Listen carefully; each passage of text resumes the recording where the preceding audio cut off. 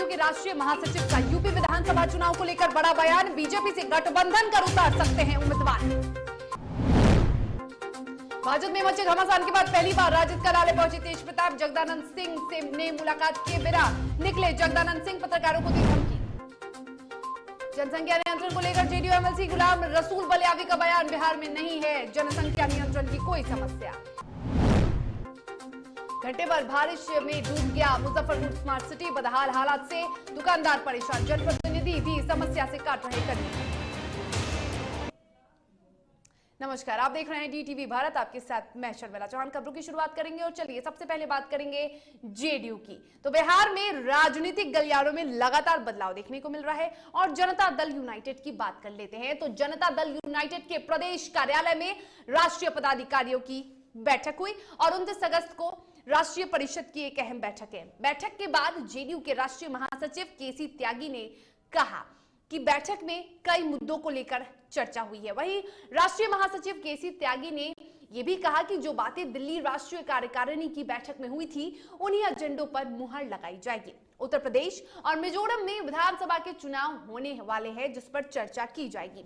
वहीं मिजोरम में जनता दल यूनाइटेड अपने कैंडिडेट उतारेगी और उत्तर प्रदेश में भी बीजेपी के साथ गठबंधन कर उम्मीदवारों को उतारने की बात चल रही है।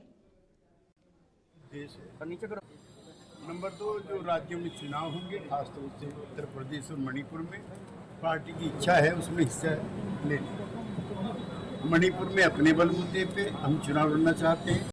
उत्तर प्रदेश में पहले भाजपा के साथ हमारा गठबंधन रहा है, इसलिए हमारी पहली कोशिश है कि एनडीए के साथ ही रहकर के चुनाव। और शनिवार को जेडीयू के पदाधिकारियों की बैठक हुई। बैठक के बाद पार्टी के संसदीय बोर्ड के अध्यक्ष उपेंद्र कुशवाहा ने संगठन में बदलाव को लेकर कहा कि बैठक में संगठन में बदलाव को लेकर इस पर कोई चर्चा नहीं हुई। का एजेंडा या नहीं, राष्ट्रीय पदाधिकारियों की बैठक थी, कल राष्ट्रीय परिषद की बैठक होने वाली है। तो देश के स्तर का जो इशू है उस पर बैठक आज भी और कल भी।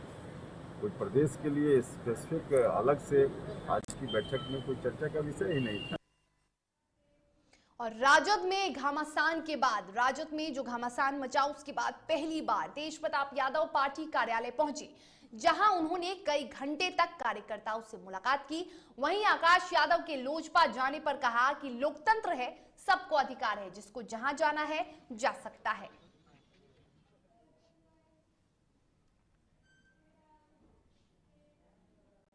और शनिवार को तेज प्रताप यादव राजद कार्यालय पहुंचे, जहां प्रदेश अध्यक्ष जगदानंद सिंह से मुलाकात, जगदानंद सिंह ने उनसे मुलाकात किए बिना ही निकल गए। बता दें कि पत्रकारों के सवाल पर भी जगदानंद सिंह आग बबूला हो गए। गुस्से में लाल जगदानंद सिंह ने पत्रकारों को धमकी दे डाली। उन्होंने कहा कि सवाल करिएगा तो पार्टी कार्यालय आने नहीं देंगे। मुलाकात होगी।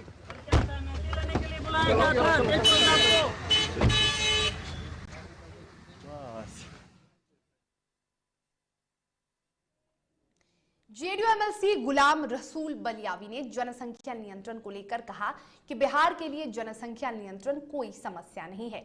बिहार ने नीतीश कुमार के रूप में पूरे देश को एक रोल मॉडल दिया है और ये बताया है कि किस तरीके से महिलाओं और लड़कियों को शिक्षित कर जनसंख्या नियंत्रण किया जा सकता है।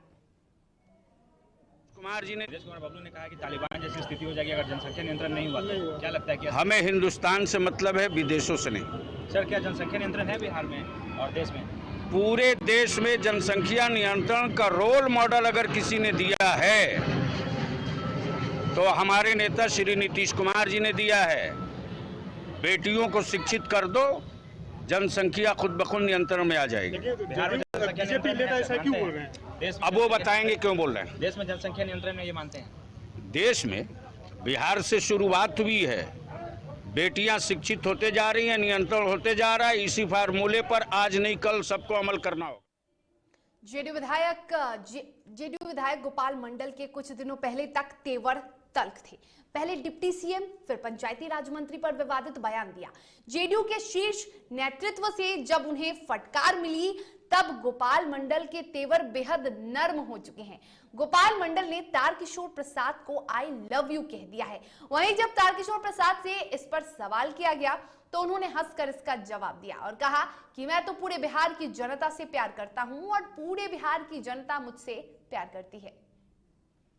चौधरी से गिला शिकवा क्या, अगर शिकायत करेगा तो हम भी उनके खिलाफ बोले। अब वसूली तसूली वाला चला गया गथी ठंडा बस्ता में, हाँ ठंडा बस्ता में चला गया। अब वसूलिए तारकेश्वर जी को कहिए कहाँ एटिचिया रखा, हम तो नहीं जानते। हाँ तारकेश्वर बाबू आई लव यू। एक बार आवाज नहीं। तारकेश्वर बाबू जहाँ कहीं भाई आपसे मैं हिंदी में प्यार करता हूँ, अंग्रेजी में आई लव यू।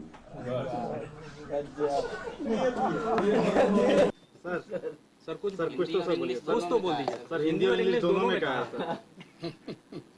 सर कुछ उन्होंने सर अपना अरे हम तो बहुत आपके प्रति सर हम तो पूरे बिहार के लोगों को बहुत पहले से प्यार करते हैं, इसलिए उसमें नहीं सर गोपाल मंडल के लिए क्या कहना तरीके से चाहिए? अपना प्यार जाहिर किया आपके प्रति, सर क्या कहेंगे? अरे चलिए, हमारे एनडीए के वो अन्य विधायक हैं और आपने देखा भी होगा कि मैंने कभी कोई टिप्पणी नहीं की। मैं पहली बार आप लोगों के सामने ही अपनी बात कह रहा हूँ। हमारे सभी सम्मानीय सदस्य हैं, हम उनका सम्मान करते हैं। और जन अधिकार पार्टी यानी जाप लोकतांत्रिक जहानाबाद के जिलाध्यक्ष संजय कुमार यादव के नेतृत्व में सरकारी संपत्तियों के निजीकरण के खिलाफ जहानाबाद अस्पताल मोड़ पर पीएम मोदी का पुतला दहन किया गया। सभा को संबोधित करते हुए संजय कुमार यादव ने कहा कि पीएम मोदी ने 2016 में नोटबंदी की घोषणा की थी। तब सरकार ने कहा था कि इससे भ्रष्टाचार खत्म होगा, लेकिन उनकी सारी बातें गलत साबित हुई। वर्तमान सरकार पूंजीपतियों के इशारे पर चल रही है। मैं मांग करता हूं कि भारतीय संपत्ति को पूंजीपतियों के हाथों बेचना सरकार बंद करे, अन्यथा संघर्ष को जारी रहेगी।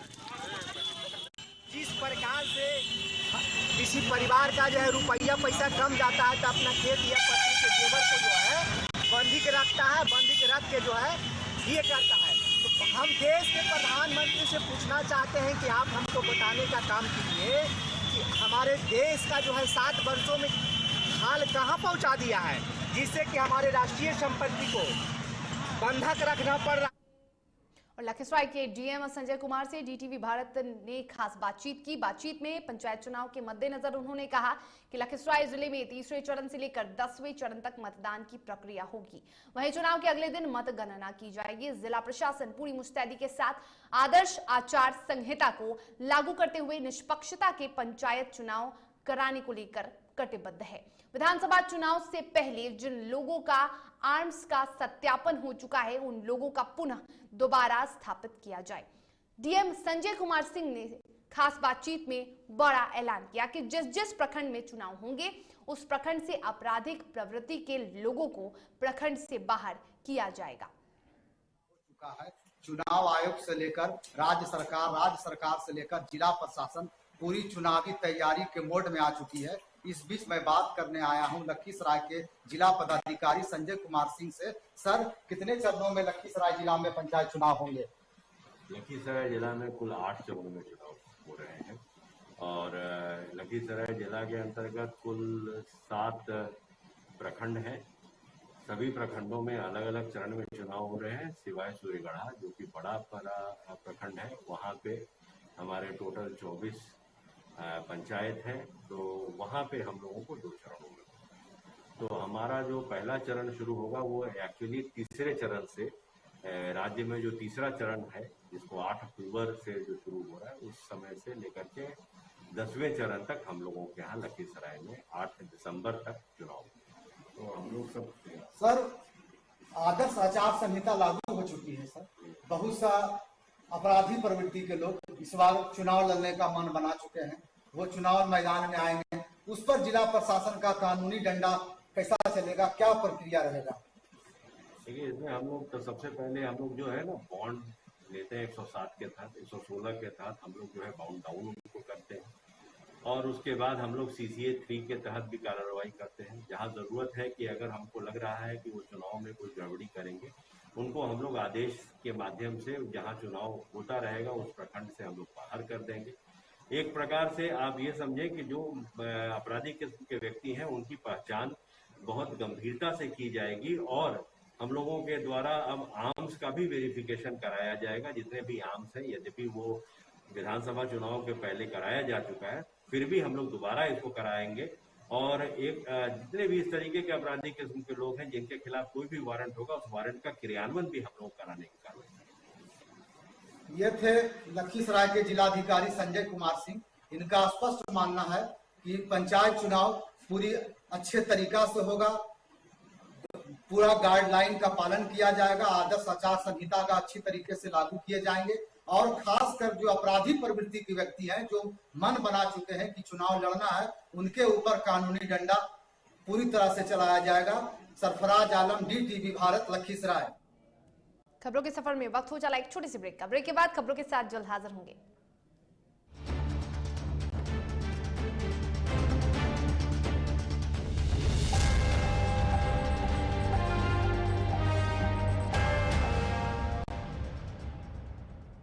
Elite institute. अगर आपके अंदर चाह है तो एलीट आपकी राह है। IIT हो या मेडिकल, आप चाहते हैं अपने आप को उत्कृष्ट दिखाना, आप चाहते हैं खुद को एक IITian के रूप में दिखना या मेडिकल के क्षेत्र में आगे बढ़ना, तो एलीट आपके लिए बहुत बड़ी ताकत के साथ आपके सामने है। आइए, खुलिए, बढ़िए, पहुंचिए। Elite institute. घर चाहिए, मकान चाहिए कि चाहिए दुकान, या फिर चाहिए जमीन जायदाद, वो भी बिना ब्रोकर, बिना कमीशन के, 100% लीगल। अधिक जानकारी के लिए देखिए हमारा खास कार्यक्रम बिल्डिंग बाजार।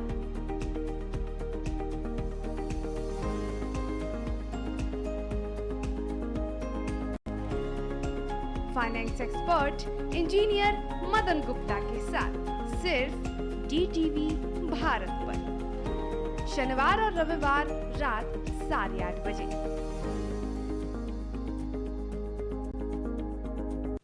अश्लीलता से दूर, भक्ति से भरपूर, कान फोड़ू नहीं, मधुर वाणी, जिंदगी का सार, राम की कहानी, रामचरितमानस का संपूर्ण पाठ, सुबह और शाम 6:30 बजे देखिए रामायण, सिर्फ और सिर्फ DTV भारत पर।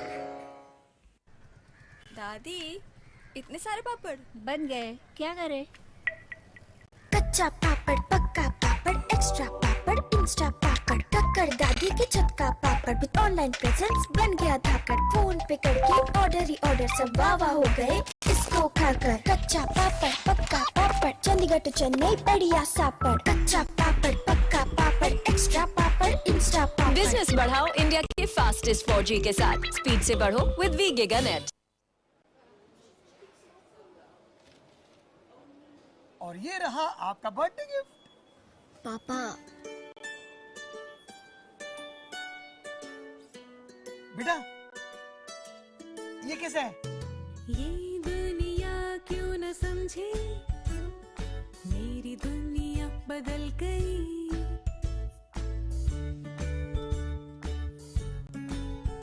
और ये देखो पीहू,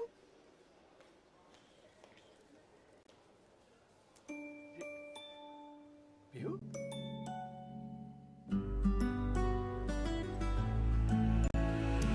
गुड़ियों से खेलने वाली तेरी गुड़िया बड़ी हुई। बच्चे कब बड़े हो जाते हैं पता ही नहीं चलता। थोड़ा बड़प्पन दिखाइए। रहो सेफ सैनिटरी पैड से खुद को स्वस्थ और सुरक्षित रखने में इनका साथ निभाइए। सर छुट्टी चाहिए थी। क्यों? गांव के सारे घर कच्चे थे, बाढ़ में ढह गए, मेरा भी। Good morning sir. देखिए, बुनियाद भी पक्की, आपका नया घर भी पक्का, सालों साल चलेगा सर। ठीक है, ले लो छुट्टी।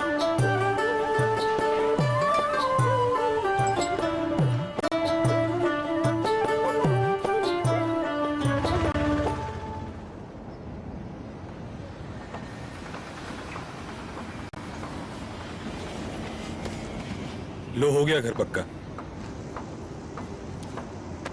छुट्टी कैंसिल।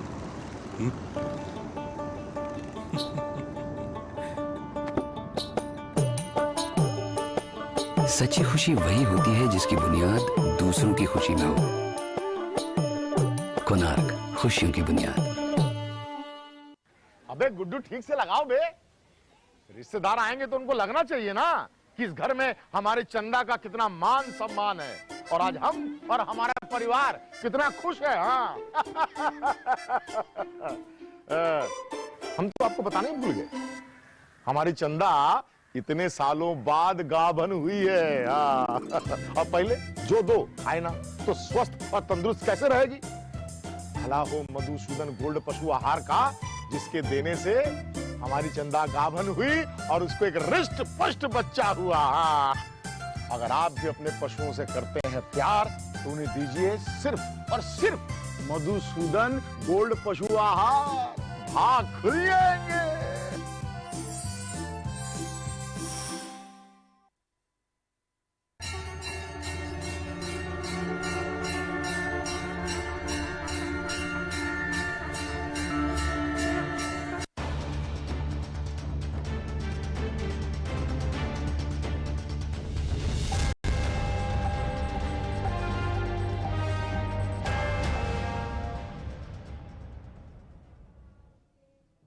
ब्रेक के बाद एक बार फिर से आप सभी का स्वागत है। खबरों में आगे बढ़ेंगे। खबर मुजफ्फरपुर से है, जहां पुलिस क्षेत्र में बेहतर काम और अपने कार्य से विभाग के मनोबल को बढ़ाने वाले पुलिसकर्मियों को रेंज आईजी गणेश कुमार की अध्यक्षता में सम्मानित किया गया। मुजफ्फरपुर जिले के साथ साथ सीतामढ़ी, शिवहर और वैशाली के 40 पुलिसकर्मियों को सम्मानित किया गया। मौके पर पुलिस पदाधिकारी ने इस सम्मान को पाकर बेहद गौरवान्वित महसूस किया। बता दें कि मौके पर IG Ganesh Kumar, DM Pranav Kumar, SSP Jaikant सहित तमाम पुलिस अधिकारी मौजूद रहे। स्मारक समिति की ओर से वीर पशुपति जी की याद में आज इस जिले और 3 अन्य जिले, इस पूरे रेंज के 4 जिले के 40 पुलिसकर्मी जिन्होंने अच्छा कार्य किया है, उन सभी को सम्मानित किया गया है। और सम्मानित करने से उन सभी का मनोबल बढ़ा है और बाकी भी जो पुलिसकर्मी हैं उन्होंने भी अच्छा काम किया है। उन सभी को एक अच्छा कार्य करने के लिए मोटिवेशन मिलेगा। बिहार में शराबबंदी का माहौल खुद उसको लागू करने वाले पुलिसकर्मी ही उड़ा रहे हैं।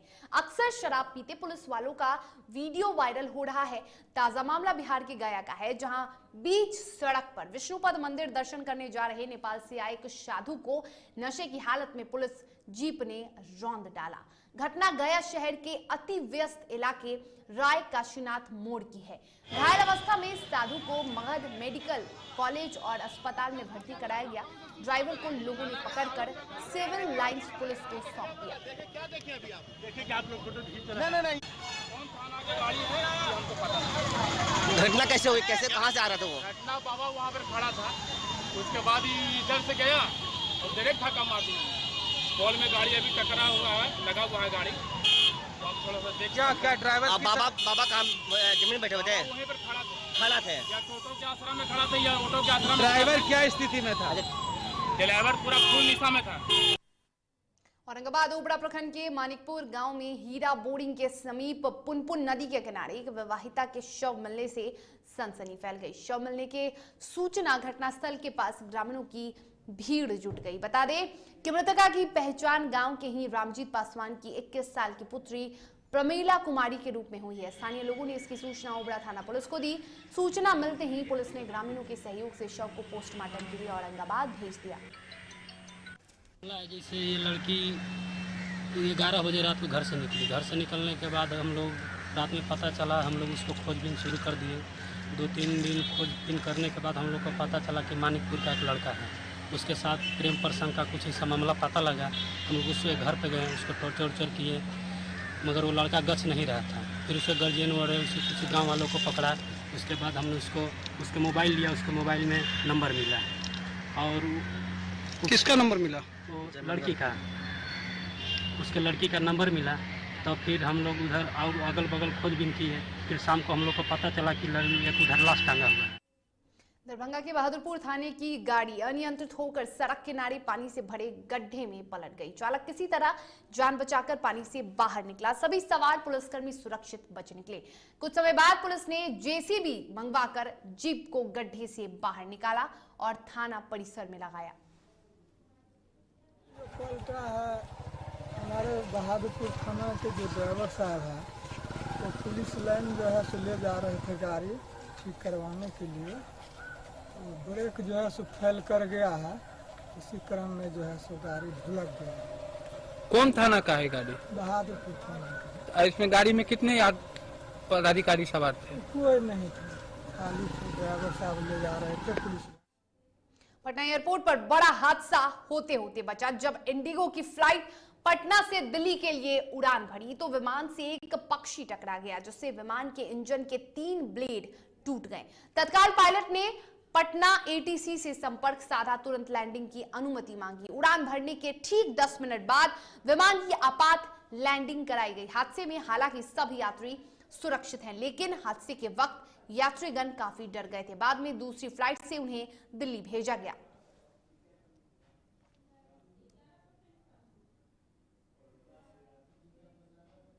बेगूसराय में इंडियन ऑयल अधिकारी संघ की ओर से बाढ़ पीड़ितों के बीच राहत वितरण शिविर का आयोजन किया गया और उसमें बाढ़ पीड़ितों के बीच संघ के द्वारा चूड़ा, चक्कर, बारिश से बचाव के लिए पॉलिथीन का त्रिपाल सहित अन्य तरह की सामग्रियों का वितरण किया गया। बाढ़ पीड़ितों की भारी भीड़ को देखते हुए संघ के द्वारा कूपन की व्यवस्था भी की गई, जहां एक परिवार के बीच एक कूपन का वितरण किया गया और उसी कूपन के आधार पर खाद्य सामग्री सहित अन्य सामग्री भी पीड़ितों के बीच मुहैया कराई गई। इंडियन ऑयल अधिकारी संघ के सचिव मिथिलेश कुमार ने बताया कि कोरोना काल में भी अधिकारी संघ के द्वारा अपने 2 दिन का वेतन प्रधानमंत्री राहत कोष में और 1 दिन का वेतन मुख्यमंत्री राहत कोष में दिया गया था और अभी बाढ़ की विभीषिका को देखते हुए संघ के द्वारा विभिन्न प्रभावित स्थलों पर राहत वितरण का कार्य किया जा रहा है। आगे भी प्राकृतिक आपदाओं के समय संघ के द्वारा समय समय पर लोगों के बीच राहत वितरण का आयोजन किया जाएगा। सारे ऑफिसर जो है इस तरह के जब भी क्राइसिस आता है, वो चाहे अपना देश में हो, चाहे स्टेट में हो या बेगूसराय जिला में या नियर बाई, हर समय हम लोग जो है कंट्रीब्यूट करते हैं।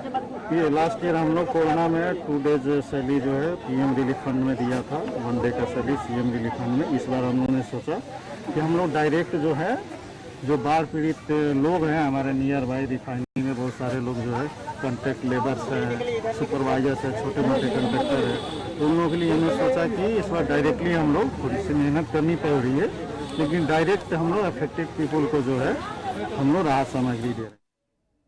कई घंटों की बारिश ने मुजफ्फरपुर स्मार्ट सिटी को पूरी तरह डुबो दिया। हाल बद से बदतर है।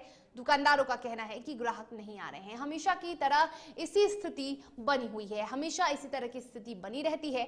नगर निगम और जनप्रतिनिधि को भी अब कहकर थक चुके हैं। जरा इस तस्वीर को देखिए। ये तस्वीर है मुजफ्फरपुर शहर का हृदय स्थल कहा जाने वाला मोती झील का मार्केट, जिसका हाल इस तरह का हो चुका है। और इस पूरी स्थिति का जायजा लिया डीटीवी भारत के संवाददाता रुपेश ने।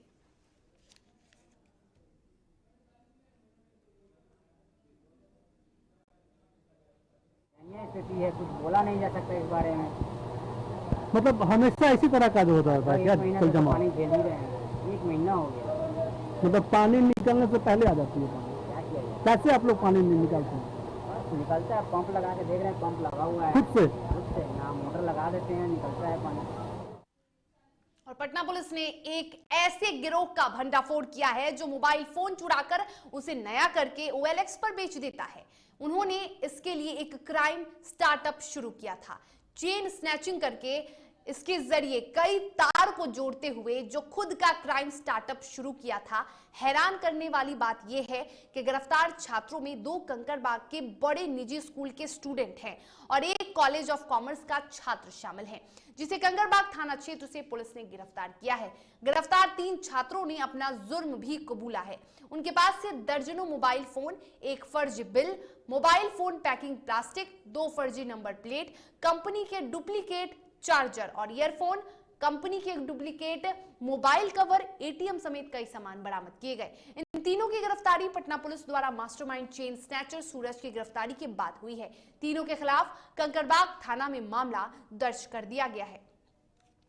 उन्होंने बयान दिया कि वो जो पत्रकार नगर जो चेन छीने हैं वो उसका लाइन हमको अंशु दिया था।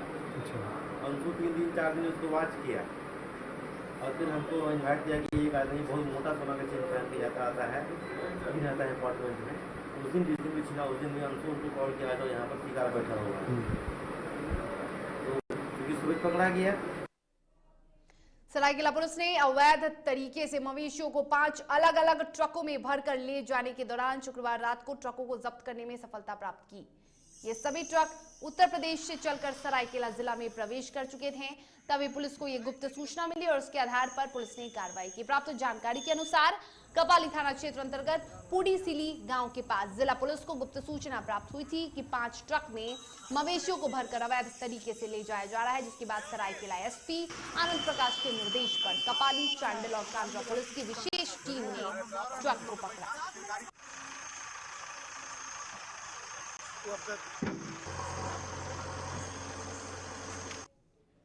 जमशेदपुर में इंडस्ट्री ऑल ग्लोबल यूनियन के तत्वाधान में फील्ड मीटिंग का आयोजन किया गया। मीटिंग में कर्मचारियों के स्वास्थ्य और सुरक्षा पर चर्चा की गई। Industry all global union Asia महाद्वीप के कई देशों में सक्रिय है और खासकर मेटल इंडस्ट्रीज में कार्यरत मजदूरों एवं कर्मचारियों के हितों की रक्षा के लिए यूनियन कार्य करती है। और इस सेमिनार में टाटा स्टील के कई बड़े अधिकारियों के साथ जिले के उप मायुक्त भी मौजूद रहे।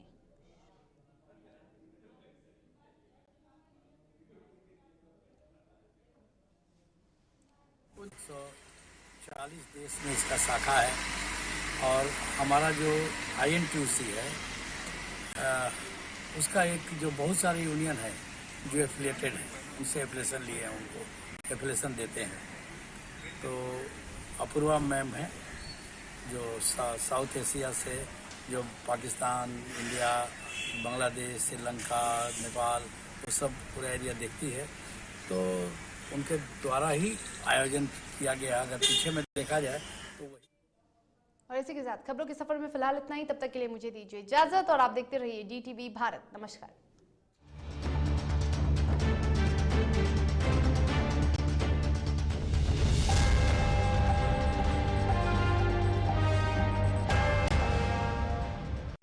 अश्लीलता से दूर, भक्ति से भरपूर, कान फोड़ू नहीं, मधुर वाणी, जिंदगी का सार, राम की कहानी, रामचरितमानस का संपूर्ण पाठ।